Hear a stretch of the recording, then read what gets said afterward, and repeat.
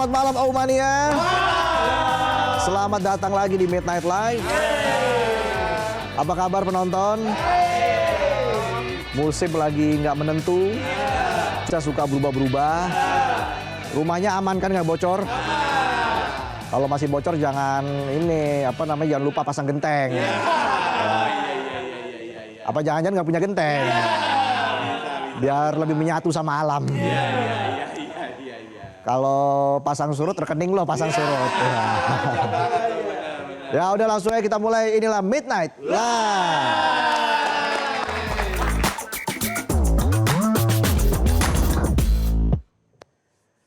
Berita malam ini kita akan bahas soal sisi lain dari ramainya Pulau Dewata, destinasi favorit turis dunia buat healing, surfing, chilling, atau bahkan wedding. Tapi belakangan ada cerita lain yang bikin merinding. Bukan penampakan sosok astral, tapi soal warga negara asing yang makin sering terlibat aksi kriminal.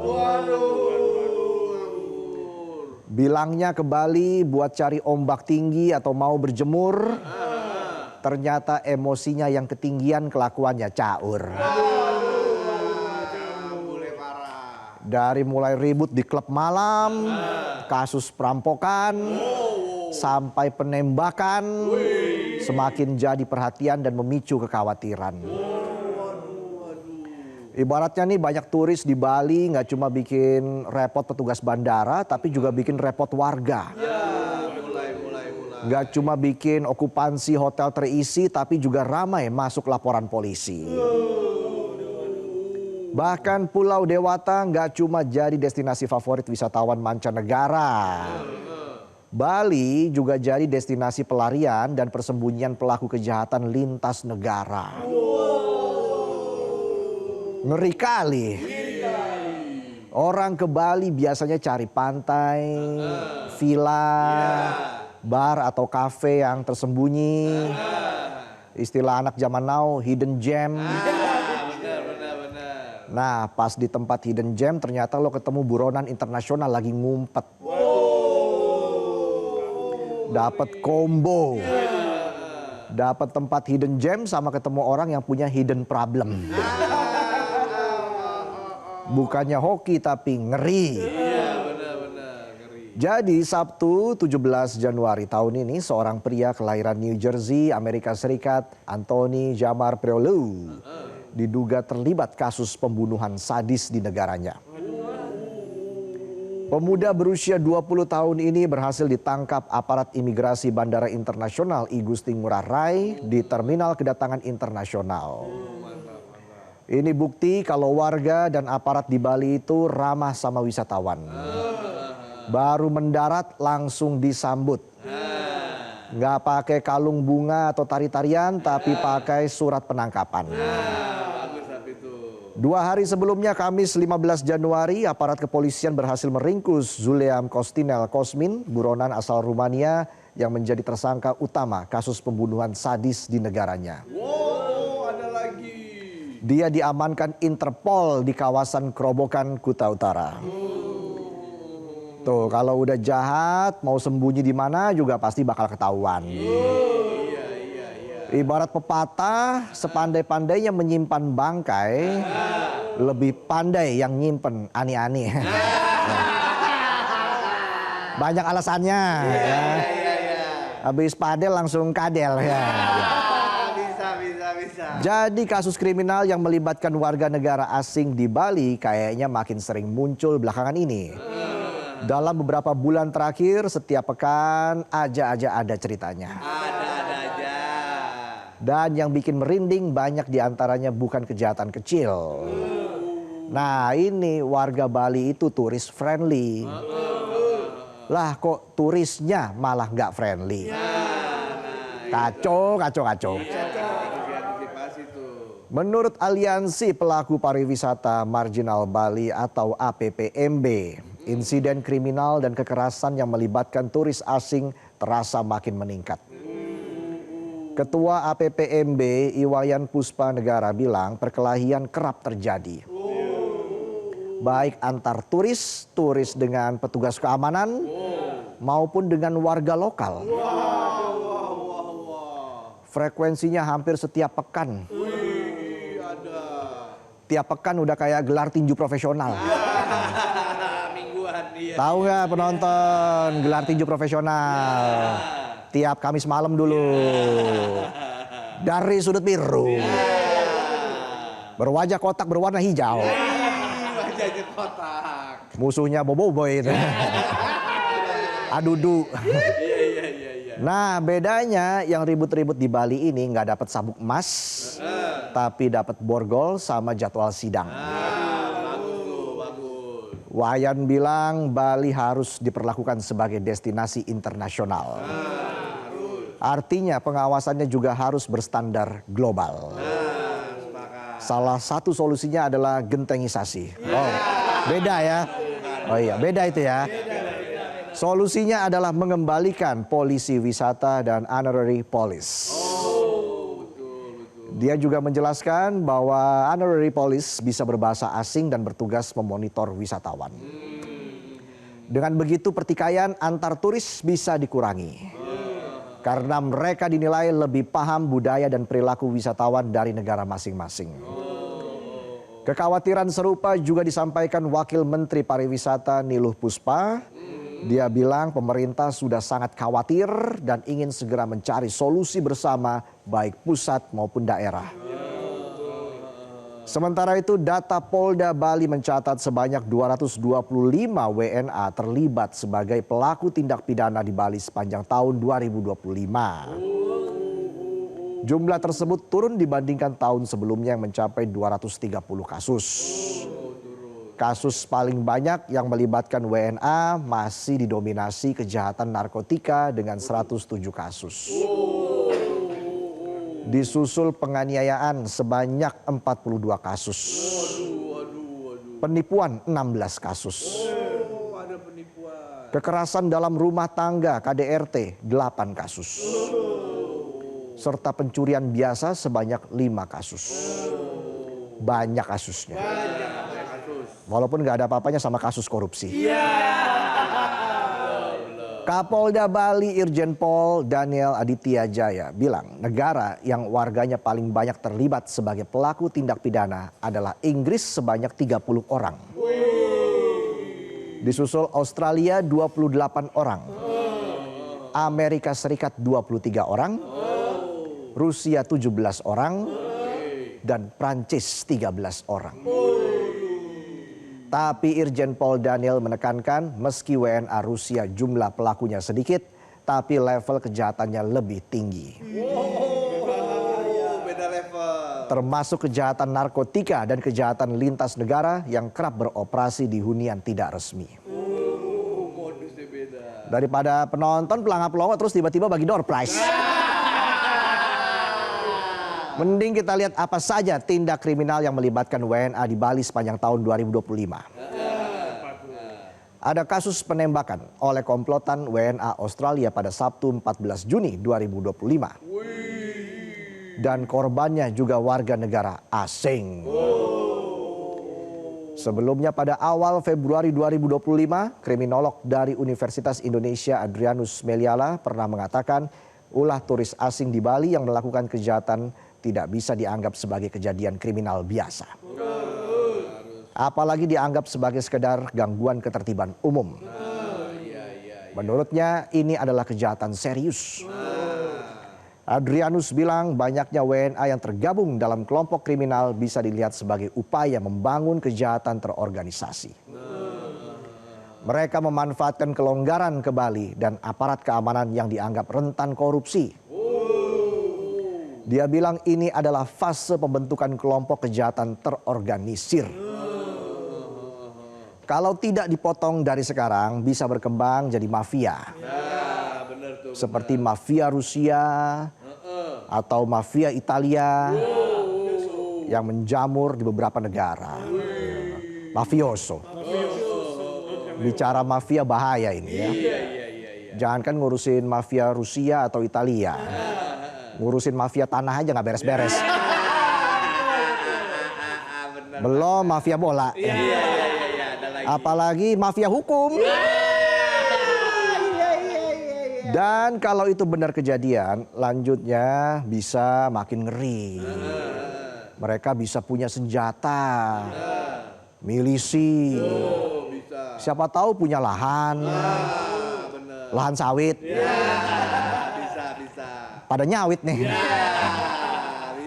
Akhirnya Polri dan otoritas Australia berhasil menangkap ketiga pelaku dan langsung diproses hukum.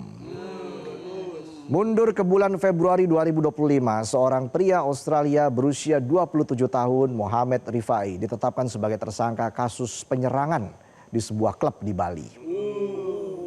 Dan gak cuma dia, 8 petugas keamanan di salah satu beach club juga ikut ditetapkan sebagai tersangka. Waduh, kok bisa? Tapi kasus ini bukan cuma soal perkelahian di klub malam. Ini bagian dari tren yang lebih besar. Apa tuh?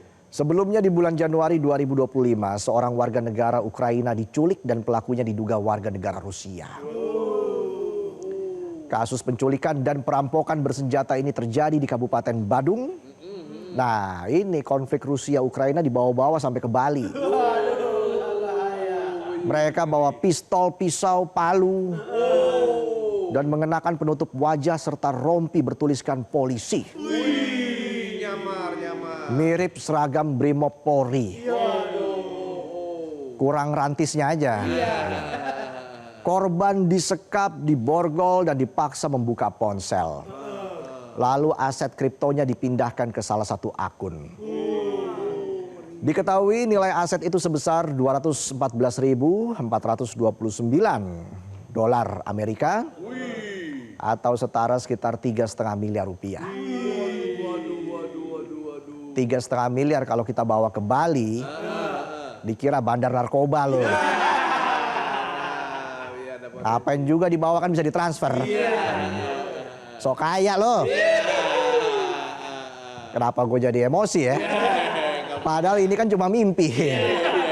Kalau punya duit 3,5 miliar. Kenyataannya kan, tahu lah. Masih di bulan Januari, Polda Bali menetapkan seorang warga Jerman sebagai tersangka dalam kasus alih fungsi lahan sawah dilindungi di Gianyar. Terungkap ada 34 sertifikat hak milik yang digunakan sebagai tempat usaha pariwisata yang juga dikenal sebagai kampung Rusia. Di dalamnya ada villa, pusat spa, dan peternakan hewan. Nah, ini ada warga Jerman tapi jadi bos kampung Rusia. Jadi dia ini sebenarnya orang mana? Jangan-jangan orang dalam. Bisa. Dalam circle kekuasaan. Iya. Aksi kriminal oleh wisatawan asing sekarang jadi semacam teror baru di Bali. Pertanyaannya sederhana, dari mana para WNA dapat senjata tersebut? Siapa yang memfasilitasi? Dan apa motif di baliknya? Jangan-jangan ada pihak-pihak yang sengaja mau merusak citra Bali. Bisa. Karena kalau mau merusak citra politisi tinggal ternak buzzer. Iya. Warga lokal mendorong aparat keamanan bertindak tegas terhadap WNA yang melakukan kejahatan. Gak cuma menangkap pelaku tapi juga membongkar motif dan jaringan di baliknya. Tokoh pariwisata Bali I Gusti Agung Ngurah Rai Suryawijaya menyebut lemahnya filter wisatawan asing menjadi salah satu penyebab banyaknya WNA bermasalah di Bali. Terbukanya keran masuk ke Bali sejak diberlakukannya visa kunjungan saat kedatangan atau visa on arrival pada era pasca pandemi COVID-19 dinilai terlalu longgar. Dan ini perlu dievaluasi. Bali mau pariwisata yang berkualitas. Bukan cuma ramai tapi banyak masalah. Di sisi lain, pada 19 Desember 2025, Perhimpunan Hotel dan Restoran Indonesia atau PHRI Bali, PHRI Kabupaten Kota, dan Polda Bali meluncurkan Cakrawasi. Apa tuh? Cakrawasi kepanjangan dari Cakra Pengawasan Orang Asing. Karena kalau cakrakan suaranya merdu. Enak. Jadi Cakrawasi tadi sebuah sistem pendataan orang asing berbasis web. Tujuannya memperkuat pengawasan keberadaan WNA di Bali secara terintegrasi dan real time. Yakin? Iya juga sih. Real time. Iya. Are you sure? CCTV aja is sering hilang. You know? Understand? Understand? Stand. Under bawah, stand berdiri. Understand, yang di bawah berdiri. Ya. Jempol lo kalau lagi tidur. Iya, jempol kaki. Jempol pas lagi rebahan. Ngeres aja. Iya. Ibda Iketut Yudi Mahendra Putra dari Polda Bali bilang kehadiran Cakrawasi dinilai strategis seiring meningkatnya kunjungan wisatawan asing selama rentang 2024 hingga 2025.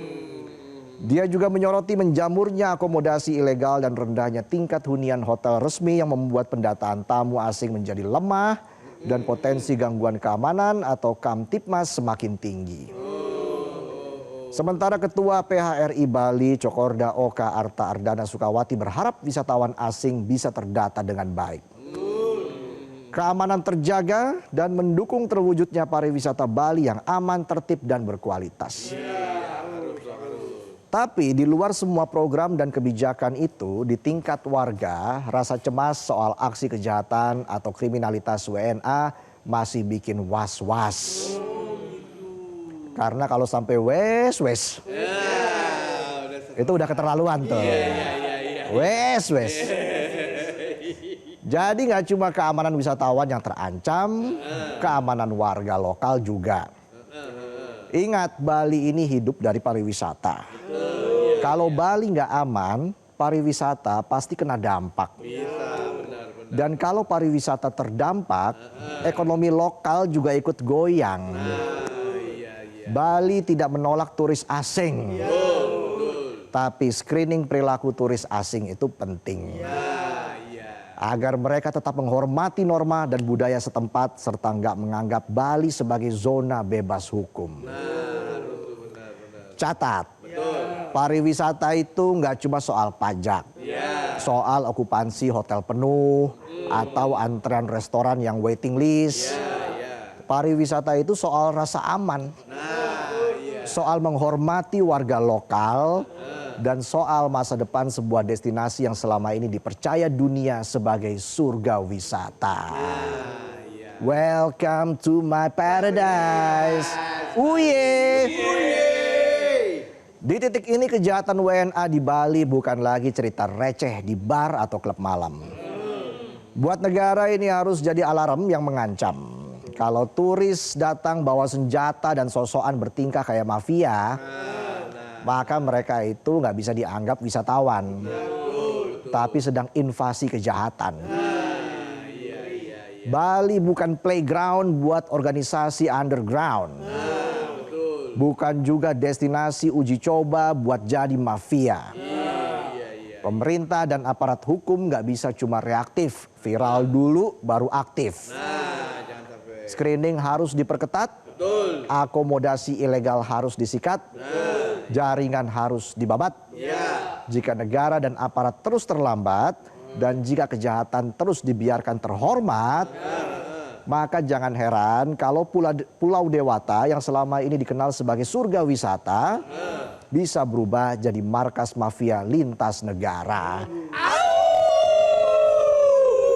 Itulah tadi sajian pembuka kami di Midnight Live. Dan kami juga masih punya banyak informasi hari ini, jadi tetaplah di Midnight Live.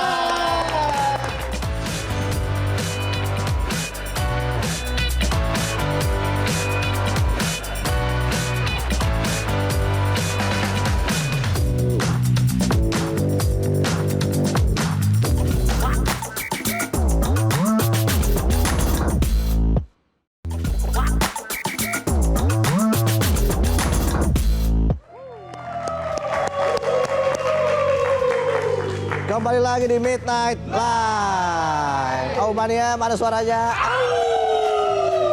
Dan kita akan masuk. Kacau. Ada masalah genteng nih. Genting? Enggak, genteng saya bermasalah juga. Mak lo masih seng. Kalau hujan rembes. Kita harus gentengisasi. Iya. Udah pasang genteng semua? Katanya tadi mau menyatu dengan alam. Kosong dong. Iya. Mau lihat bintang katanya. Ya udah langsung aja kita mulai. Ini dia Sebat.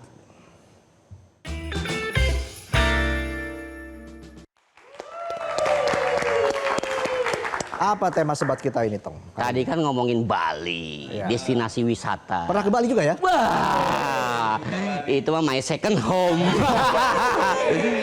Mana nih kita munculin? Iya. Pilih liburan di dalam negeri atau keluar negeri? Wih, Otong keluar negeri udah sering. Gak butuh. Kerja. Oh kerja. Iya. Kalau liburan boncos. Mending kerja dibayarin kantor ya enggak? Pantesan keluar negerinya sendirian aja. Iya. Karena budgetnya tipis. Oke, jadi pilihan liburannya di dalam negeri atau luar negeri?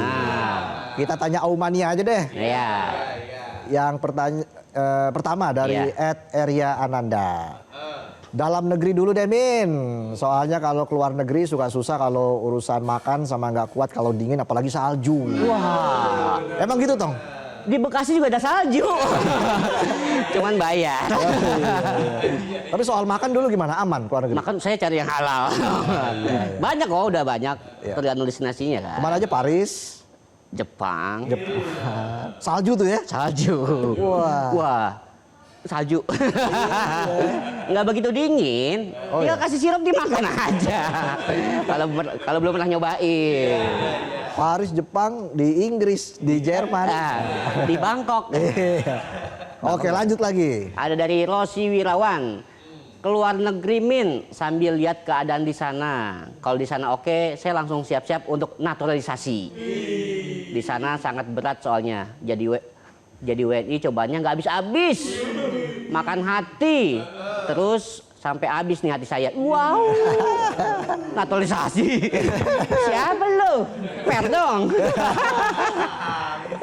Lanjut lagi dari CBS FC official. Kalau Mimin mah milih liburannya nonton Journey Metro TV aja. Udah berasa keliling dunia. Itu. Tiap minggu ya tonton ya. Pagi-pagi tuh. Bener Masih ada juga. nggak sih? Masih kayaknya. Iya. Nonton Journey itu udah lihat Indonesia. Wah. Hostnya masih kan? Udah resign. Oh iya. ada gadis Bianca Mas Oh ya. iya gadis iya. Nah selanjutnya dari @teda Januar. Dalam negeri dong, soalnya banyak wisata di Indonesia semuanya tidak kalah bagus kok sama yang ada di luar negeri. Kalau gua sih lebih suka di dalam negeri, salah satunya Monas atau Monumen Nasional Jakarta. Wah, deket sih kalau orang Jakarta nih berarti nih deket. Iya, makan kerak telur tuh. Ya, Pas tuh. ada ondel-ondel. Iya, naik delman. Iya. Itu memang lebih semriwing. Iya. Kalau hujan, kalau panas banget. Lanjut. Lanjut dari @bagusadriel14. Lebih baik keluar negeri karena di negeri sendiri serba susah, apa-apa dipajakin. Lapangan kerjanya susah, hukum pilah-pilih, serba ruwet. That simple. Ini kan ngomongin liburan, bro. Oke, lanjut lagi dari @bayusatrio.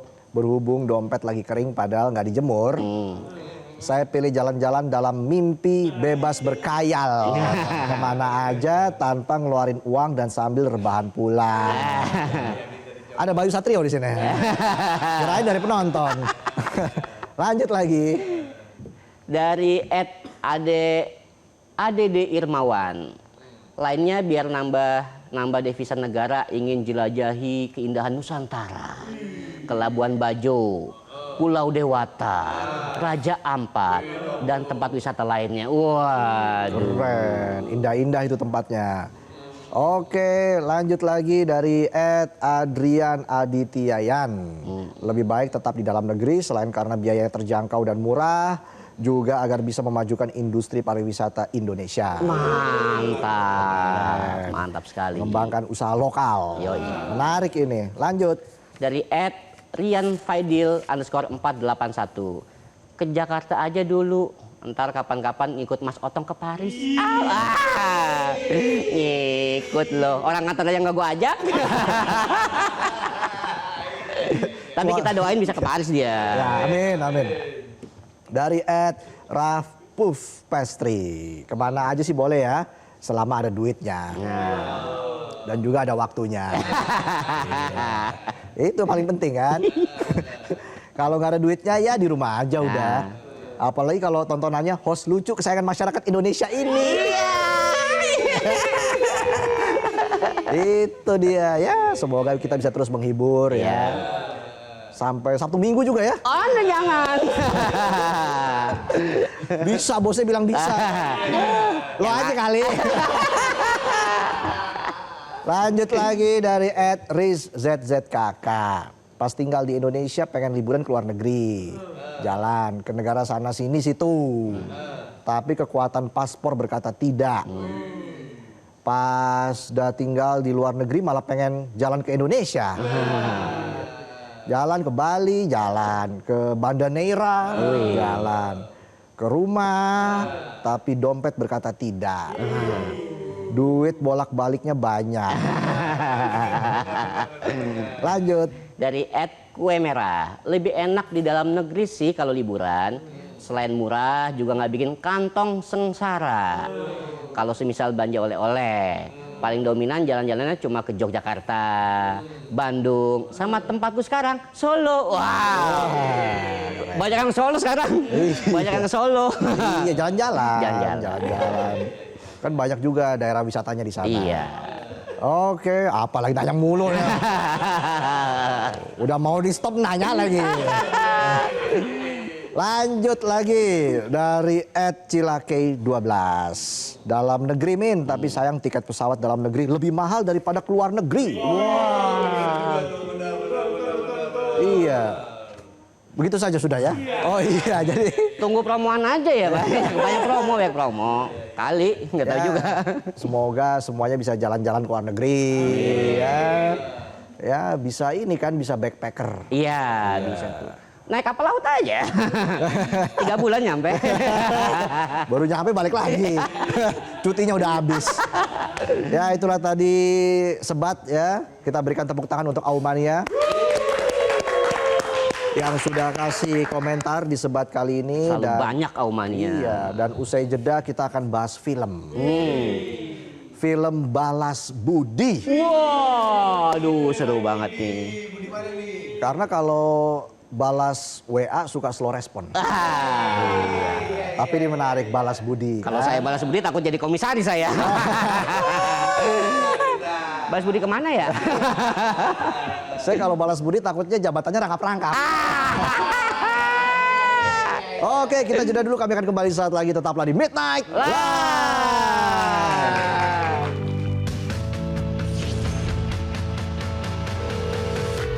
Mbak bukan orang yang pertama datang ke sini.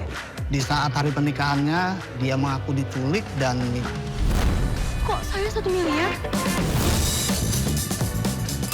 Gue bertekad buat mulai misi balas budi supaya nggak ada lagi korban yang terjadi. Ya, itu dia. Sengaja biar 2 kali, biar semangat. Kembali lagi di Midnight Live. Dan juga sudah hadir di studio Niken Anjani dan Yosi Sudarso. Yeay. Film Balas Budi akan tayang 2 hari lagi, 5 Februari 2026. Gimana perasaannya dari Niken deh? Excited pastinya, karena ini saat-saat yang paling menakutkan untuk para pemain pastinya. Filmnya yang udah kita bikin akhirnya tayang, ditonton satu Indonesia. Nah, Siap-siap. iya. Kerjaan kita kan tadi udah selesai ya. Sekarang kita cuma nyerahin semuanya kayak terus udah lepas tangan. Hasil presentasi. Oke. Silahkan. Oke, tapi setelah melihat filmnya gimana? Perasaannya puas, Yosi? Puas sih, puas banget, puas, lucu gua. Tadi nonton pertama kali kan, udah ada banyak yang scenes kan aku nggak ada. Oke. Jadi beneran kayak fresh ngelihatnya. Oke. Nah, itu menarik ya, banyak unsur kejutan. Kan namanya Balas Budi, tapi jujur ini lebih tentang perempuan-perempuan ini jadi ada Jadi grup. sahabat. Iya. Oke. Jadi Seru- geng seru mereka. sahabat untuk membalasi budi. Wah. Ngebalas chatnya. Nggak boleh gitu. Nggak boleh pembunuhan karakter di sini ya. Iya, karena kalau balas chat kan suka slow respon ya. Biasanya sih seperti itu. Cowok-cowok maksudnya. Iya. Tapi kalau karakter yang diperankan oleh Niken, yaitu Ayu. Ayu. Ini karakternya seperti apa? Oke, karakternya Ayu itu dia anak bangsawan, dia itu darahnya Jawa, maksudnya berdarah Jawa, dan yang memang Jawani banget, di mana dia nurut sama ibunya, terus ingin membuat ibunya senang, penurut, nggak rebel, dan apa ya, agak people pleaser sih sayangnya ya. People pleaser. Jadi tantangannya memerankan Ayu ini seperti apa? Tantangannya karena emang udah pasti karakter Ayu tuh beda banget dari karakter aku. Jadi gimana caranya aku harus menerima kepatuhannya si Ayu ini. Karena banyak banget kayak sebenarnya tuh konfliknya antara ibunya Ayu yang kepengen banget Ayu nikah sama Budi. Oke. Sementara Ayu juga kayak enggak, tapi gimana caranya aku harus menerima kalau oh yaudah pada akhirnya Ayu harus suka sama Budi untuk menyenangkan ibunya. Wah, Itu. tertekan sekali ya peran dari Ayu ini ya.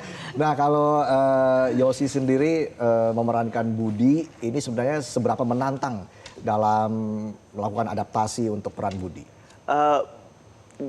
Dari dalam ceritanya aja ya, Budi itu dia ada banyak sisi. Jadi ada Budi yang kita lihat dari awal, terus Budi yang mungkin nanti kelihatan lagi pas filmnya udah kayak gimana ya, tanpa ngasih bocoran. Mungkin aku bantu gini. Jadi kalau kita ceritain premisnya dulu sendiri. Jadi ada karakter namanya Budi yang diperankan oleh sebelah saya, Yosi Sudarso. Iya.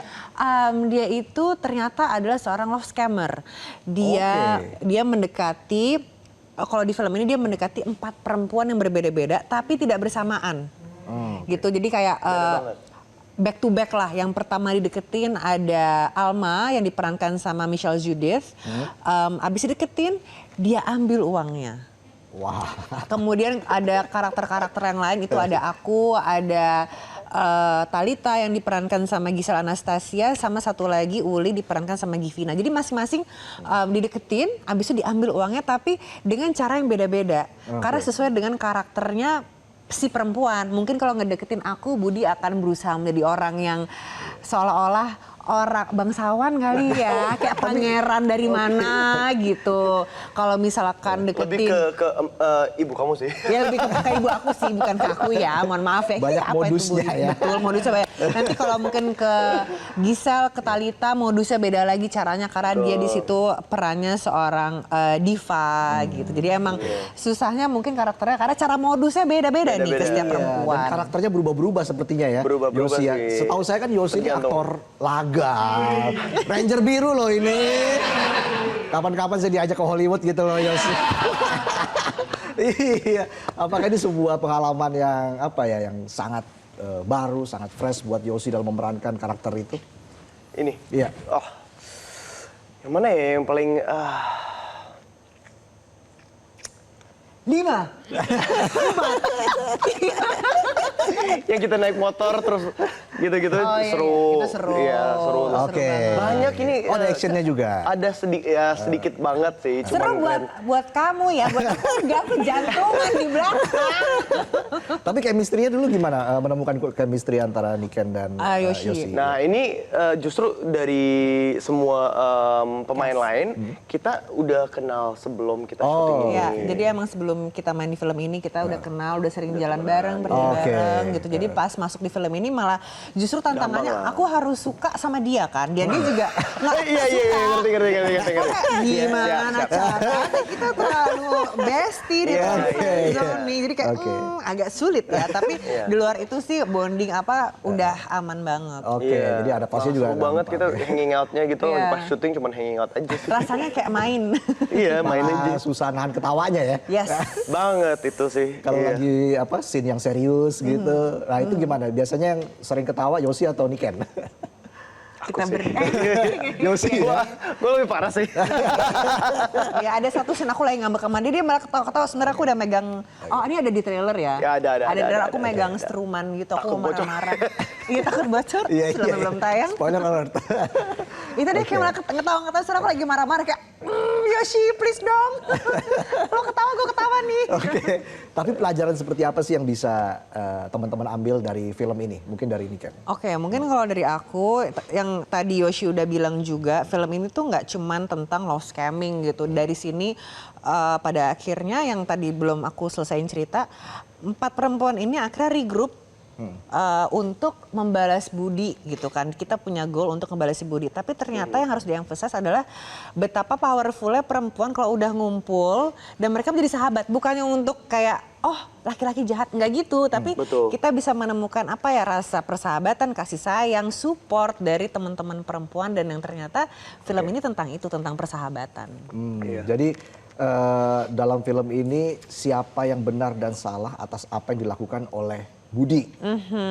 Oke. Kira-kira siapa yang benar, siapa yang salah, tapi akhirnya kita Tapi menemukan relationship dari antara kalian aja sih yang, Iya. yang pentingnya di sini. Relationship. Menurut aku sih. Ada nggak adegan yang paling berkesan yang nggak bisa dilupakan? Dari Yosi deh. Satu adegan. Bocorin. Mungkin yang naik motor tadi kali ya. Naik motor seru. Oke. Iya, saya motor sih. Atau yang naik ke apa di helipad. Oh ya, helipad. Kalau aku yang strum kali ya. Iya. Lucu sih itu. Kapan lagi aku nyetir Yoshi sudah? Nah itu. Siap disetrum ya. Nah, Yosi kira-kira ketika memerankan sebuah karakter begitu ya, pernah nggak sampai ke bawah-bawah sampai ke rumah? Enggak sih, itu jarang banget buat aku. Oke. Gampang untuk bisa kayak ngelepas. Karena aku ada prosesnya.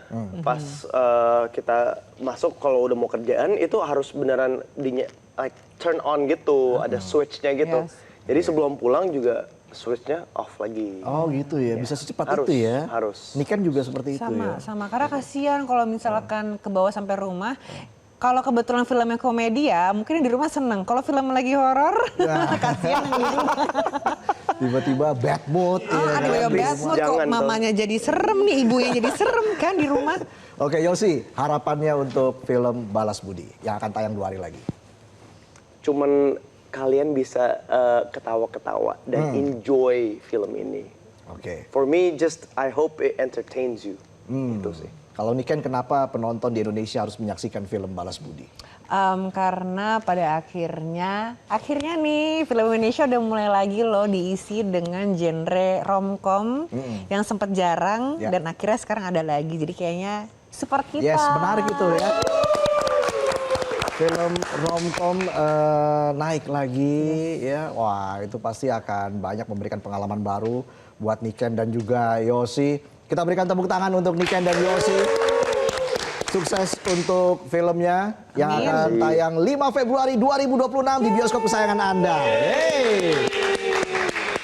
Oke, terima kasih Niken dan juga Yosi sudah hadir di Midnight Live. Sehat-sehat selalu. Amin. Dan kita tunggu lagi kedatangannya di next project. Iya. Amin. Kita jeda dulu, kami akan kembali saat lagi. Tetaplah di Midnight Live.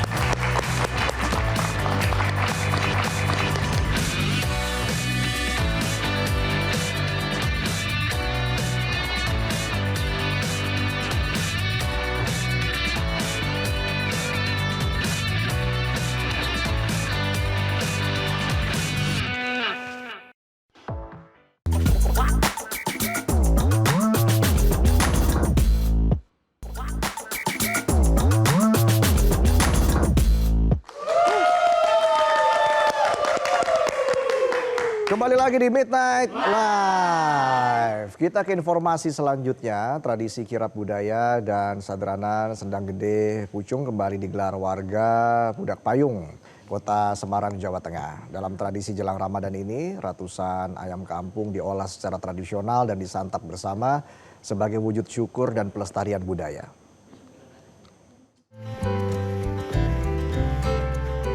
Sadranan Sendang Gede Pucung dilaksanakan dengan gotong royong warga, menguras sendang, dan menangkap ikan lele yang sebelumnya ditebar di sumber air tersebut. Acara kemudian dilanjutkan dengan menyembelih 150 ekor ayam kampung dan dimasak bersama warga dalam tradisi Sadranan Ruahan di Sendang Gede Pucung, Kelurahan Pundak Payung, Kecamatan Banyumanik, Kota Semarang.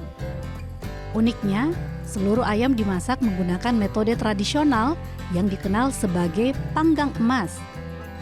Ayam dibakar langsung di atas bara api hingga bulunya hangus, tanpa melalui proses penyiraman air panas. Setelah dibakar, ayam dipotong-potong dan dimasak sesuai selera warga.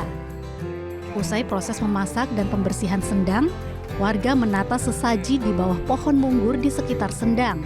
Sesaji terdiri dari cengkaruk, aneka jajanan pasar tak ketinggalan, kembang setaman, dan pisang Raja Ayu turut disertakan. Proses inti diawali dengan doa bersama. Warga duduk bersila, membentuk lingkaran untuk mengungkapkan rasa syukur sekaligus menyambut datangnya bulan suci Ramadan. Setelah berdoa, warga menyantap makanan yang dibawa dari rumah untuk dimakan bersama. Nyadran Sendang Gede Pucung digelar setiap Jumat Pahing, bertepatan dengan hari wafatnya Nyai Tayem, leluhur warga Pudak Payung yang dipercaya menemukan Sendang Gede Pucung pada masa lampau. Ya, untuk membersihkan seperti nanti kembalikan seperti dulu, karena itu termasuk simbolis semua mau bulan Ramadan, semua badan kita dibersihkan semua. Jadi semua masyarakat hatinya, badannya semua bersih karena mau menjalankan bulan suci Ramadan. Saya sebagai generasi penerus hanya menjalankan penerus budaya yang sudah ada di Pucung Pudak Payu sini, Pak. Sebelum ada seperti ini, belum ada dukuh yang mendirikan dukuh Pucung Pudak Payu ini adalah Ibu Mbah Nyai Tayem. Sendang ini memiliki nilai sejarah karena dahulu menjadi sumber utama pemenuhan kebutuhan air warga. Seiring waktu, Sendang juga berkembang menjadi pusat aktivitas sosial dan budaya masyarakat. Selain mengandung nilai spiritual dan sosial, tradisi nyadran juga berdampak pada perekonomian warga. Momentum ini dimanfaatkan sebagian warga untuk berjualan sehingga turut menggerakkan ekonomi lokal. Sangat mendukung kegiatan ini karena memang menjadi salah satu dari potensi budaya yang ada di Kelurahan Pudak Payung, dan kita bersama warga, pemberdayaan masyarakat dibuktikan dengan masing-masing RT mengirim 1 ekor ayam jago. Jadi tadi ada dari 152 RT, alhamdulillah mengirim semua, dan juga itu bentuk dukungan dan juga sempuyung bareng-bareng. Warga berharap tradisi nyadran Sendang Gede Pucung terus dilestarikan dan mendapat dukungan berbagai pihak agar manfaatnya dapat dirasakan oleh generasi mendatang. Dari Kota Semarang, Jawa Tengah, Ruli Pamungkas, Metro TV.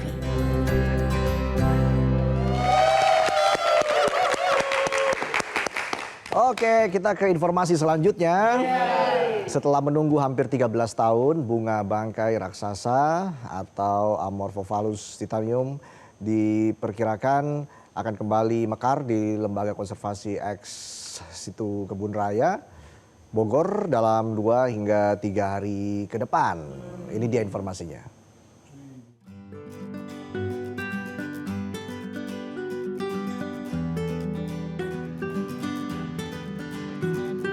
Proses pertumbuhan bunga langka ini menarik perhatian warga dari berbagai daerah yang penasaran dengan fenomena alam tersebut. Sejak beberapa hari terakhir, pengunjung terus berdatangan untuk menyaksikan secara langsung perkembangan bunga bangkai raksasa yang dikenal sebagai salah satu bunga terbesar di dunia. Seperti yang dilakukan Fania dan Iren, warga asal Surabaya. Keduanya sengaja datang ke Kebun Raya Bogor untuk melihat langsung wujud asli bunga bangkai raksasa. Selama ini mereka mengaku hanya mengenal bunga tersebut melalui buku dan media. Pertama kali kayak wow, karena memang biasanya kita kan cuma lihat bunga biasa. Ini bunga yang nggak pernah kita lihat sebelumnya, cuma bunga yang di buku pelajaran doang. Terus kita bisa lihat langsung, cuman kayak sedihnya ternyata belum mekar. Pengennya tahu gimana sih aroma bunga bangga itu gimana. Padahal mekarnya sekitar 2-3 hari lagi ya. Iya, katanya tadi dapat info dari orang-orang sekitar, katanya udah mekar, makanya ke sini gitu.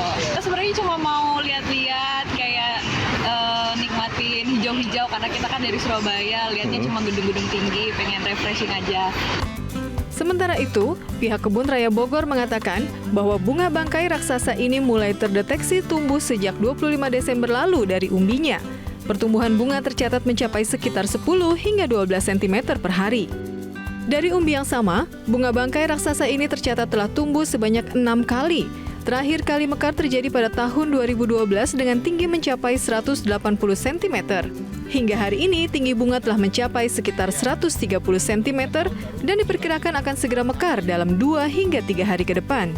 Jadi kami sudah menganalisa dari tanggal 26 lalu, mulai dari umbi sampai sekarang sudah muncul bakal bunga yang akan mekar. Kalau dilihat dari ketinggian bunga, kita pantau selama 1 minggu ini, saat ini sudah mencapai ketinggian di 1 meter 30 cm. Dan tentunya ini momen yang sangat langka karena siklus mekar sempurnanya Amorphophallus titanum atau bunga bangkai itu 5-6 tahun sekali di Kebun Raya Bogor. Dan menurut peneliti, diperkirakan 2-3 hari lagi akan mekar sempurna. Untuk itu sahabat Kebun Raya yang ingin melihat mekarnya bunga bangkai datang ke Kebun Raya Bogor hari Kamis atau hari Jumat. Untuk memantau proses pertumbuhan bunga bangkai raksasa ini, pihak Kebun Raya Bogor juga telah memasang kamera khusus di area tumbuhnya bunga, sehingga perkembangan dapat dipantau secara berkala. Dari Bogor, Yudi Irawan, Metro TV.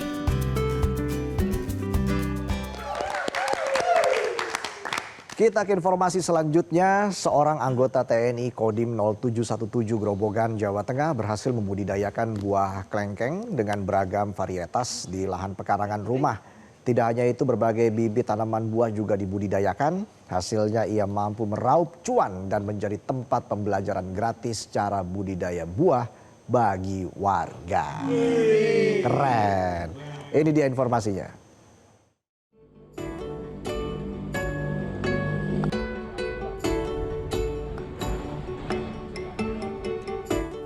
Beragam aktivitas inspiratif bisa dilakukan di sekitar rumah. Salah satunya seperti yang digeluti oleh seorang anggota TNI Kodim 0717 Grobogan, Jawa Tengah, Kopda Witoyo, yang berhasil memanfaatkan lahan kering menjadi budidaya buah lengkeng di pekarangan samping rumahnya di Desa Jono, Kecamatan Tawangharjo, Grobogan. Tidak hanya itu, sosok anggota TNI ini juga berhasil membudidayakan berbagai jenis tanaman buah lainnya. Kegiatan perawatan budidaya ini dilakukan Kopda Witoyo di sela waktunya sebelum berangkat tugas menjadi Babinsa Koramil 08 Tawangharjo dan saat waktu libur. Budidaya buah lengkeng dan tanaman buah lain ini ia rintis 7 tahun lalu. Dan saat ini berhasil mengubah pekarangan dan lahan sekitarnya menjadi kebun lengkeng dan bibit tanaman buah lainnya. Sementara saya memanfaatkan pekarangan di samping rumah karena pada saat saya jual bibit atau orang lain jual bibit itu tidak ada contoh. Kalau punya saya nanam dulu, ada contoh, saya jual bibitnya sehingga pembeli ini dia akan senang karena udah tahu dari bentuknya, rasanya. Seperti ini kan sudah kelihatan ini kan. Ini bentuknya, rasanya, dagingnya. Sehingga pembeli itu dia mantap dia beli bibitnya itu. Usaha sampingan yang ia rintis ini pun banyak dilirik warga. Terlebih, Kopda Witoyo juga terbuka untuk mengajari warga yang datang ke rumahnya dan berminat terhadap budidaya tanaman buah. Berbagai bibit tanaman buah seperti mangga, klengkeng, jambu, sawo, dan alpukat ia sediakan dan dijual murah untuk warga. Kebetulan kalau lihat kanan kiri itu ada bibit-bibit buah-buah kok bagus-bagus gitu loh. Saya sangat tertarik gitu loh. Ini mau memang dibikin buat sendiri apa dijual belikan. Saya penasaran. Akhirnya saya ke lokasi cari yang punya. Ternyata yang punya Pak Tentara itu sangat luar biasa ya. Terus kebetulan buahnya juga bagus-bagus. Kopda Witoyo mengatakan pemanfaatan budidaya tanaman buah di pekarangan rumah yang ia lakukan merupakan kegiatan berkebun yang memberikan manfaat secara ekonomi serta mampu menambah pengetahuan. Pemanfaatan pekarangan rumah untuk menanam buah klengkeng serta buah lainnya merupakan inisiatif kreatif dalam meningkatkan ketahanan pangan mandiri serta menciptakan nilai ekonomi tambahan. Keunggulannya klengkeng ini satu, dia tebal, biji kecil, harganya pun masih ekonomis sekali, premium, harganya per kilo 35 sampai 50.000 per kilo. Terus setiap satu pohon ini umur 4 tahun itu bisa menghasilkan kira-kira sampai 50 kg. Selain itu, kegiatan ini juga merupakan bentuk kepedulian TNI, khususnya Babinsa, dalam mendukung program pemerintah menjaga alam dengan melaksanakan penghijauan di desa binaan. Dari Grobogan, Jawa Tengah, Nur Solih, Metro TV.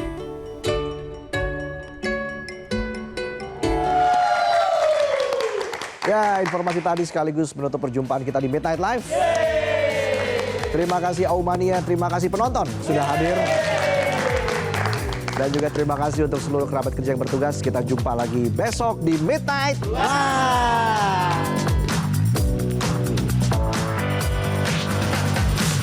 Jelajahi cara baru mendapatkan informasi. Download Metro TV Extend sekarang.